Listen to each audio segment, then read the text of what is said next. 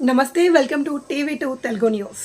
In fact ఈరోజు జువల్దిన్ fishing harbour కూడా ప్రారంభోత్సవం కార్యక్రమం కూడా ఉన్నది.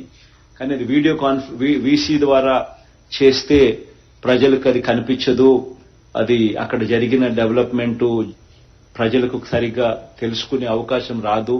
దీనివల్ల అవేర్నెస్ అనేది క్రియేట్ కాదు అనే ఉద్దేశంతో పర్సనల్ గా నేనే పోయి అక్కడే ఉండి దాన్ని ఇనాగ్రేట్ చేసే కార్యక్రమం చేస్తే ఏ రకంగా ఫిషింగ్ హార్బర్ డెవలప్ అయింది, ఏ రకంగా ఫిషింగ్ హార్బర్ వల్ల అక్కడ మత్స్యకారుల జీవితాలు ఏ రకంగా మారుతా ఉన్నాయి, మారే అవకాశం ఏ రకంగా వచ్చింది, ఒక్కొక్క ఫిషింగ్ హార్బర్ లో ఎన్నెన్ని బోట్లు అక్కడ వాళ్ళు నిల్వ చేసే పరిస్థితి వాళ్ళకు వస్తుంది.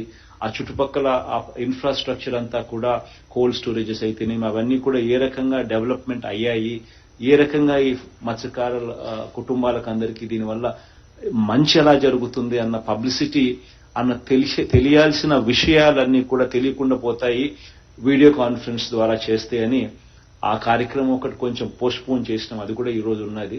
కానీ నేను ఫిజికల్ గా పోయి చేస్తామనే ఉద్దేశంతో అదొక్కటి కొంచెం పోస్ట్పోన్మెంట్ అయింది. బట్ అదర్వైజ్ 10 ఫిషింగ్ హార్బర్లు నిర్మాణంలో వేగంగా జరుగుతూ ఉన్నాయి.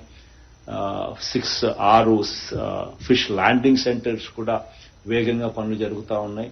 4 పోర్ట్లు కూడా పనులు కూడా వేగంగా జరుగుతూ ఉన్నాయి. ఇవన్నీ కూడా రాబోయే రోజుల్లో దాదాపుగా ఈ 4 పోర్ట్లకు పెట్టుబడులు దాదాపుగా 16,000 కోట్ల రూపాయలు. ఫిష్ ల్యాండింగ్ సెంటర్లకు 10 ఫిషింగ్ హార్బర్లకు పెట్టుబడులు దాదాపుగా మరో 4,000 కోట్ల రూపాయలు. ఆ తర్వాత ఫిష్ ల్యాండింగ్ సెంటర్స్ కు మరో 200 కోట్ల రూపాయలు దాదాపుగా దానికి సంబంధించిన పెట్టుబడి. అంటే దాదాపుగా 20,000 పైచిలకు కోట్ల రూపాయలు ఈ సీ కోస్ట్ లో ఇన్ఫ్రాస్ట్రక్చర్ బిల్డింగ్ మీద పెట్టుబడి పెడతా ఉన్నాం.